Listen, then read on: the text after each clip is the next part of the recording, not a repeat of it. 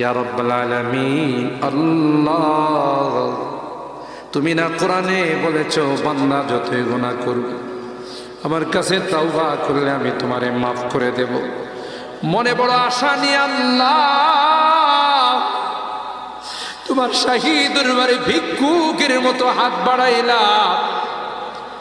তুমি যদি ক্ষমা না করো, কে আমাদেরকে ক্ষমা করবে? কে আমাদের মাফ করবে? ভিক্ষুকে একজনের কাছে ভিক্ষা না পেলে আরেকজনের কাছে পায়। এক দুয়ার থেকে বিতাড়িত হলে আরেক দুয়ারে যায়।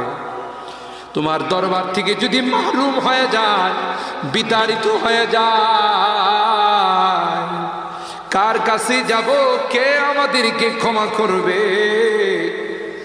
মালিক রে, কাঙ্গালের মতো হাত বাড়াইলাম, তাওবা করতেছি, আর জীবনে কোনোদিন নামাজ ছাড়ব না, আর জীবনে কোনো গুনাহ করব না,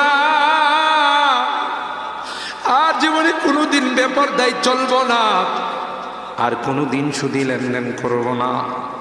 কিয়ামতের কঠিন ময়দানে আমাদেরকে তুমি গুনাহগার বলে ডাক দিও না।